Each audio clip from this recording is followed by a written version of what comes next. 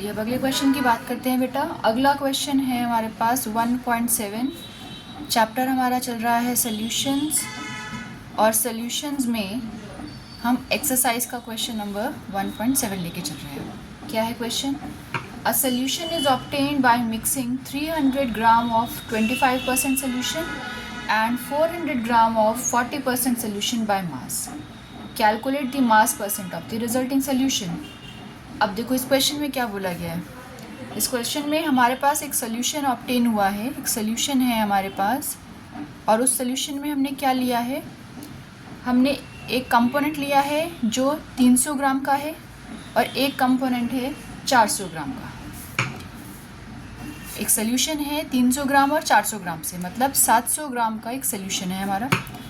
फिर फर्दर क्या है, 300 ग्राम वाले में से 25% से हमने पहला सॉल्यूट बनाया है।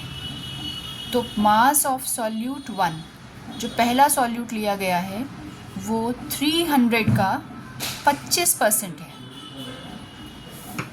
300 का 25% है, मतलब ये 75 ग्राम हो गया।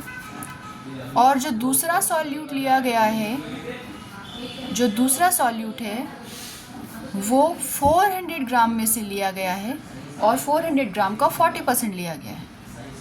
तो 400 का 40 ग्राम मतलब 160 ग्राम हो गया।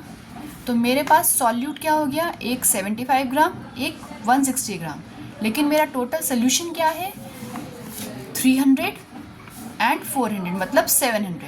तो मेरा सोल्यूशन 700 ग्राम्स का है और मेरा टोटल जो सॉल्यूट है वो कितना हो जाएगा, 5 जोड़ देते हैं इसको हम, 235 ग्राम्स का। तो total solute will be 235 grams का। अब हमें क्या निकालना है, अब हमें निकालना है परसेंटेज कंपोजिशन ऑफ सॉल्यूट। तो मास परसेंट ऑफ सॉल्यूट निकाल लेते हैं हम। तो मास परसेंट ऑफ सॉल्यूट कितना हो जाएगा, mass of solute by mass of solution into 100। Solute कितना है 235, सोल्यूशन कितना है 700 इंटू 100। इसको सॉल्व करोगे आप तो आपके पास आएगा ये 33.57% सॉल्यूट है इसमें, ये सॉल्यूट है। और अगर आप चाहते हो कि इसमें परसेंटेज ऑफ सॉल्वेंट भी पता चल जाए मैम, तो परसेंटेज ऑफ सॉल्वेंट निकालने के लिए हम क्या करेंगे, 100 में से सॉल्यूट के परसेंटेज को माइनस कर देंगे, और फिर ये आपने कर दिया माइनस, 66.43% आपके पास आंसर आ गया। ठीक है जी, तो ये आपका 1.7 क्वेश्चन कंप्लीट हुआ।